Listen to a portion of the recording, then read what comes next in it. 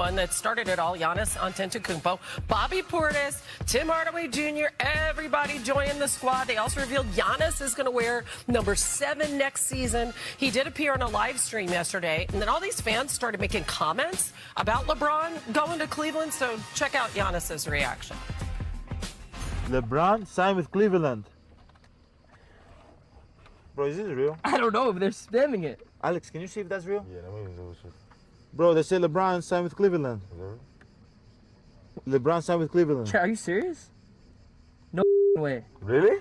Look, he said this again. Are you? No. Wallah, I didn't tell them anything. Chat, are you lying or not? Seriously. It's fake. There's something fake. It's fake? Yeah.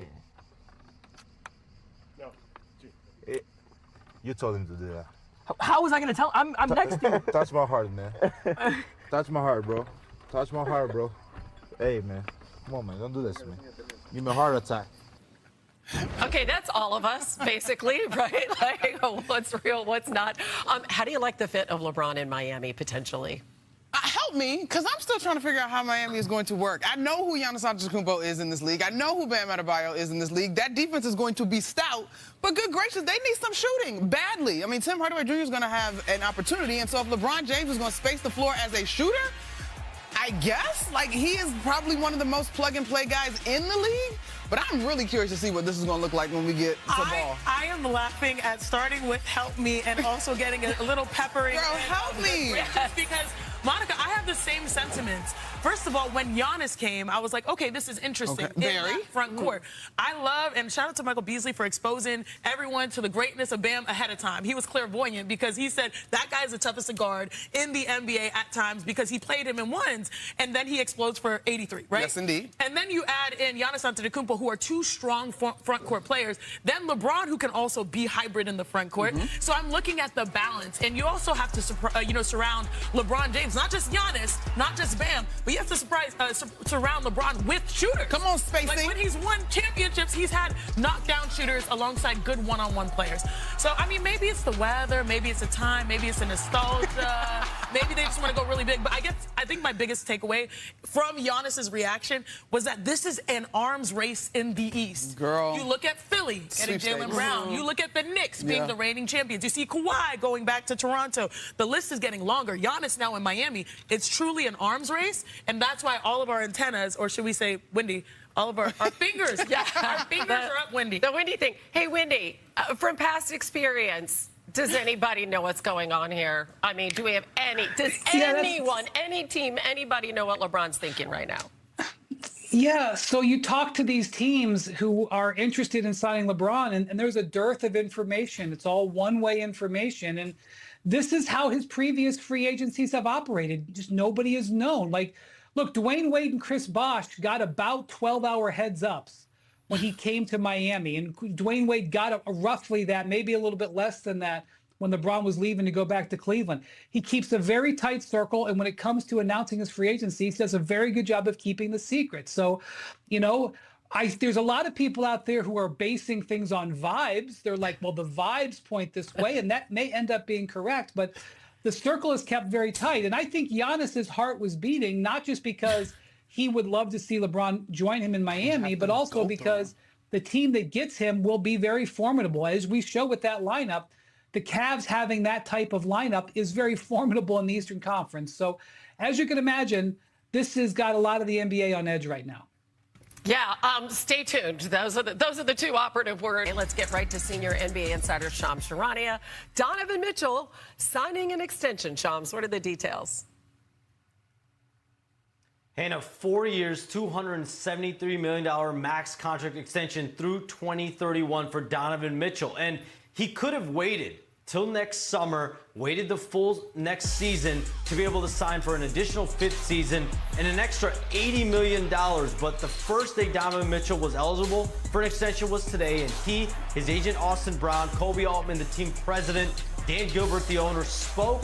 They came to terms on a deal that now gives the Cavs stability before Donovan Mitchell was going to be entering the final guaranteed year of his deal. And we know the types of pressure that comes with that. And this is now the second extension that Donovan Mitchell has signed in Cleveland ever since he got there in 2022. And this is a stamp and a pledge to his commitment in Cleveland as this team clearly tries to compete for a championship in the East. And compete for the LeBron sweepstakes as well, because you reported the Cavs are trying to lure him back to Cleveland. How does this extension play into that picture? Hannah, it doesn't hurt that a franchise cornerstone has now doubled down on his commitment to the Cleveland Cavaliers. And Donovan Mitchell, I'm told, has been very active and a significant part of the conversations the Cavs officials have been having this summer on upgrading the roster. And yes, that includes the pursuit of LeBron James. And I'm told behind has made it clear that he would embrace LeBron coming to the Cavaliers and joining him in Cleveland. Another wing as well that the Cavs have pursued here in free agency is Jonathan Kuminga, unrestricted free agent after his team option was declined by Atlanta. Kenny Atkinson coached Jonathan Kuminga in Golden State as an assistant. So LeBron James is the first priority for the Cavaliers, and Donovan Mitchell is fully on board with that and upgrading the Cavs roster overall after they made a run to the Eastern Conference Finals. And then, of course, they got to figure out the James Harden of it all as well. Very interesting stuff, Shams. Thank you so much. And wherever he ends up, you can expect LeBron to be in peak form. Look at this. He posted this clip in the gym yesterday. This is a 41-year-old. I really want to try that, to be honest. Not with them heavyweights. I was going to say, do you think you could? Counterweights to help. Do you? Okay. No, I can't do it. You just got to be able to hold first. That's just that's like otherworldly. Okay, you heard The them. athlete in us is like, give me one You shot got at to that. hold first, and then I can add the weights. I love it. Monica McNutt, Sinead, we're going to be here all day, so that's why we have the W Yeah. ball here, right? We're all day, all night.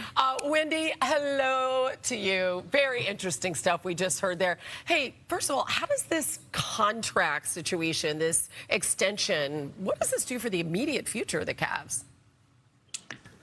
Well, this is, huge welcome news for the Cavs, because I think they were bracing themselves for the reality that Donovan would pass on the contract extension offer because it just made so much more sense to wait until next year. We're seeing Nikola Jokic, in fact, who's a pride and, totally through and through Denver Nugget.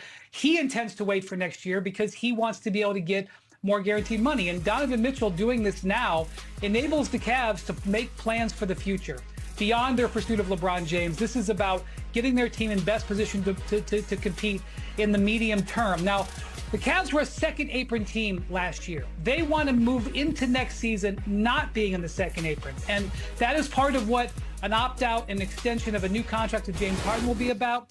And for the Cavs to go through this offseason, again, regardless of whether they win the LeBron James sweepstakes or not, get out of the second apron and retain their entire core, which is Harden, Mitchell, Evan Mobley, Jared Allen. They didn't have to get any of those players off of their roster. That is a successful offseason. And so when they traded for Donovan Mitchell, there were a lot of people who did not believe he would make one contract extension.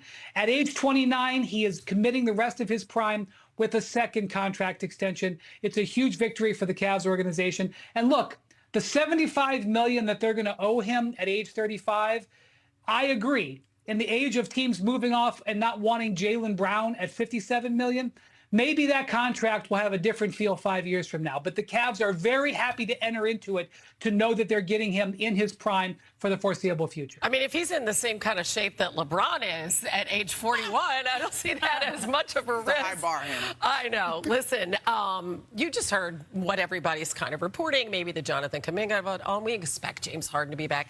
Is there a better situation than Cleveland in your mind for LeBron? I still have questions about Philly. I know I might be in the minority on that. But when I look at where LeBron would take his talents next, I'm thinking of where he's going to have the least mileage in terms of games played and experience and the most youth around him that he can help move forward. And I know folks will debate on what role he wants to have in his next stop. But I think Cleveland, I personally am a big fan of the full circle moment of it all, the storybook of it all. I think Donovan Mitchell is one of the better options in terms of superstars that are in their prime still that he could be paired with. To me, this is it, the lineup here, because when I bring out my Rich Paul, whiteboard, I put up this starting lineup, and I'm like, this is plug and play. I know you like that, Wendy. for LeBron James. You have a point guard in James Harden who has completely moved, or at least he should at this point, to straight up facilitator knocking down open shots. You have Donovan Mitchell, who's locked in for the long term. And when we talk about his tenure, he has been a 4-time All-Star, 3-time All-NBA when he's worn a Cleveland Cavaliers uniform, averaging 27 points per game. He's one of the top best players in the league. Evan Mobley, a deep